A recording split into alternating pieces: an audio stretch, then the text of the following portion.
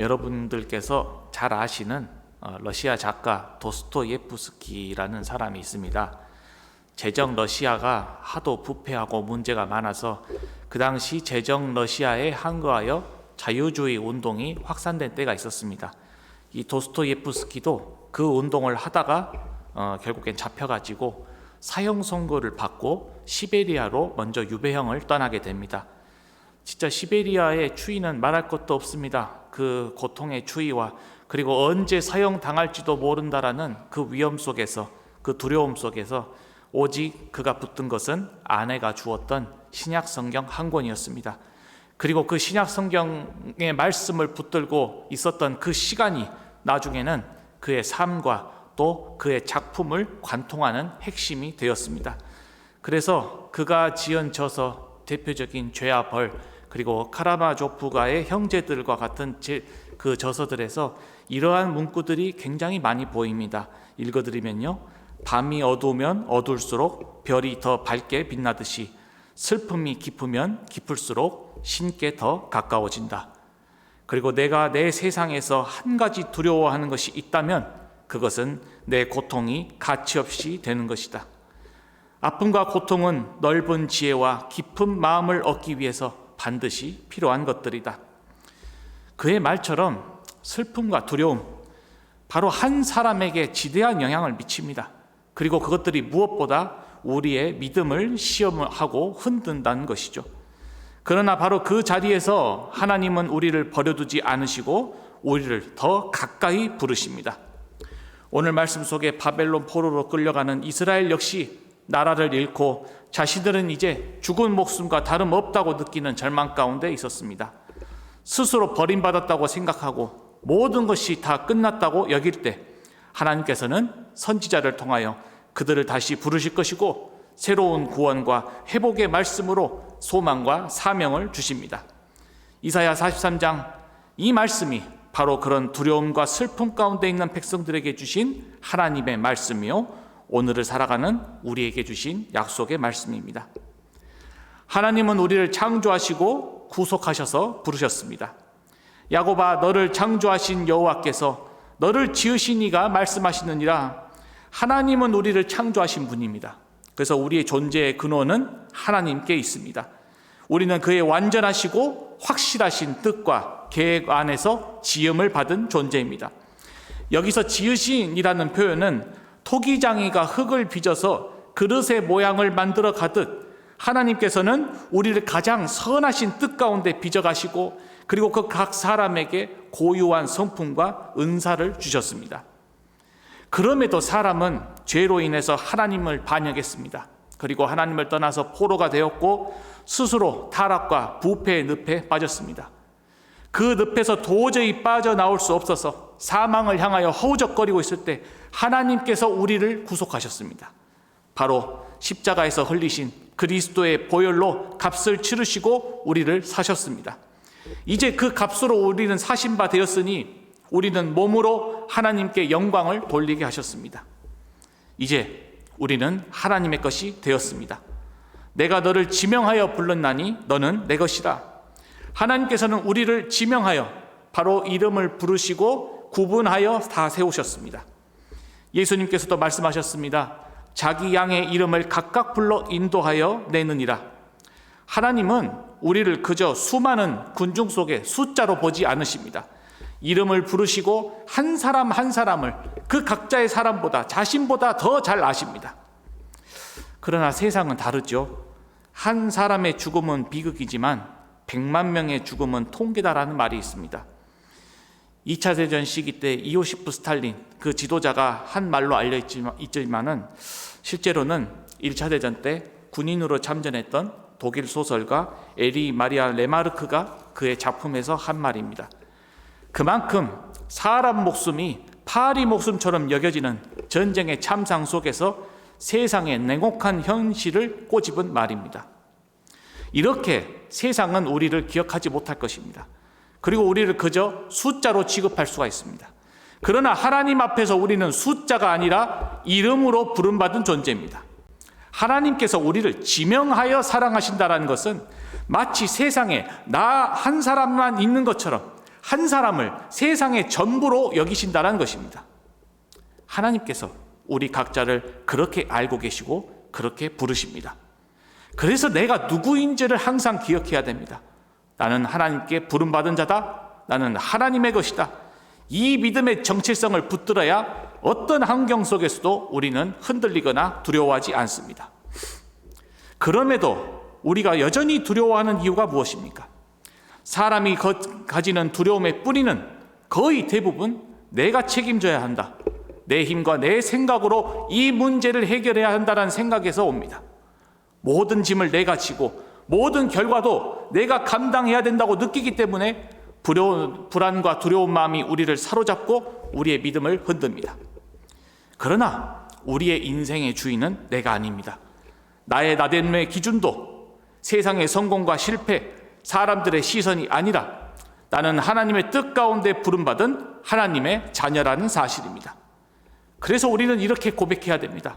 나의 시작도, 과정도, 끝도 하나님 손 안에 있다. 이 진리를 붙잡을 때 우리는 하나님 안에서 결코 두려워하지 않을 것입니다.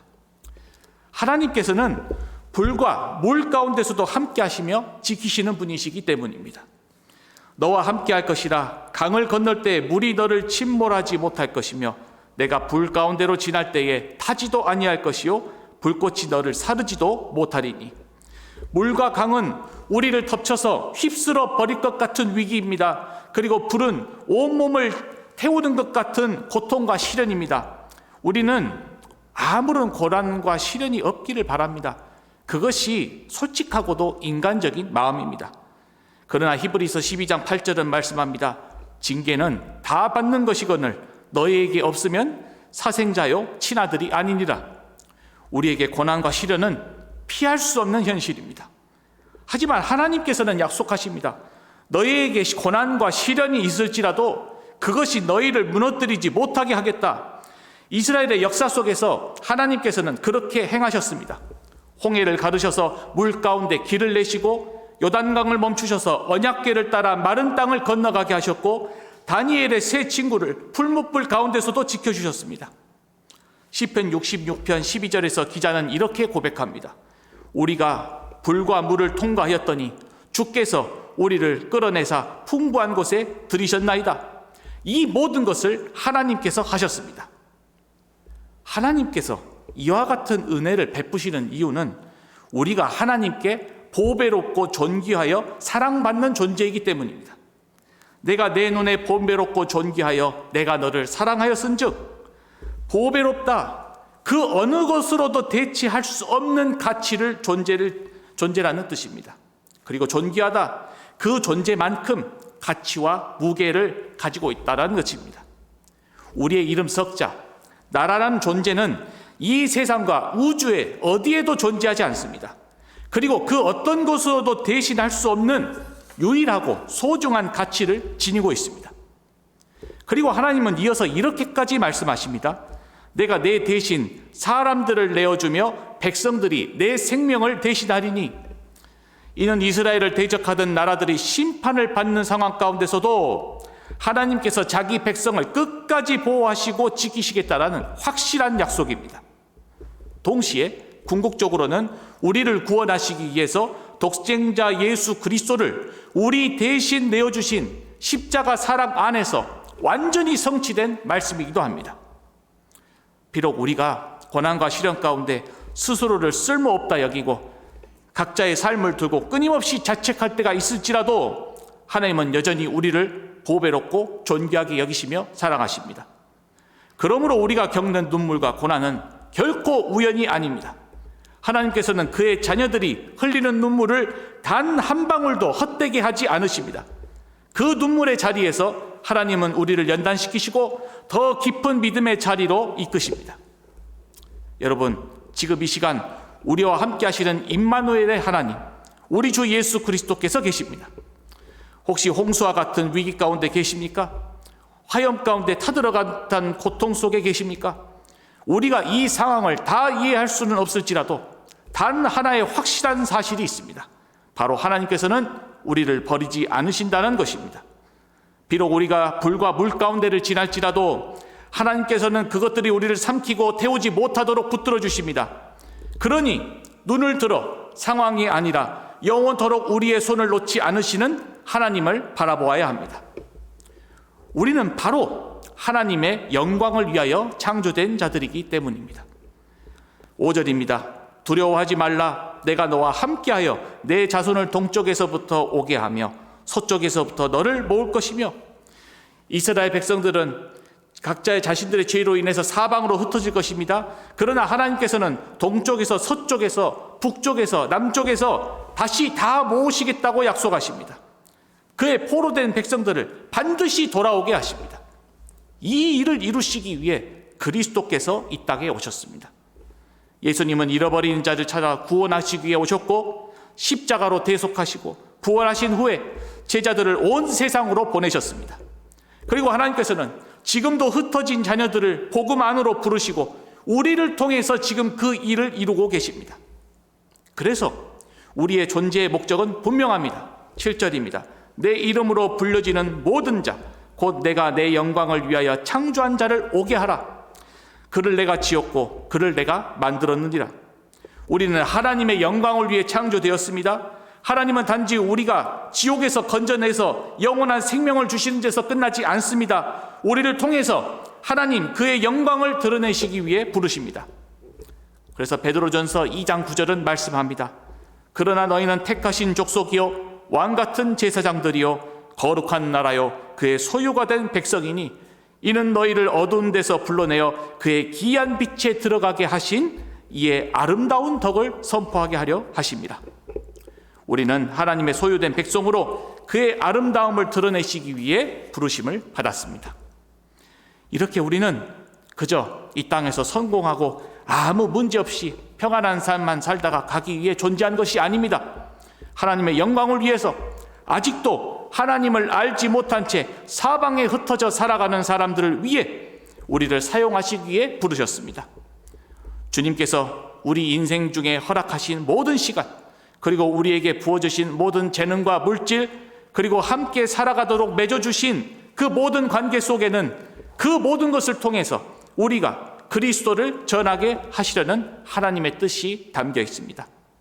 그러므로 이제 우리가 다시 한번 하나님께서 우리에게 하신 약속을 붙들어야 됩니다. 너는 내 것이라. 우리는 값주고 사신 바 하나님의 소유입니다. 내가 너와 함께 할 것이라. 물과 불 가운데서도 우리를 지키시는 임마누엘의 하나님이 계십니다.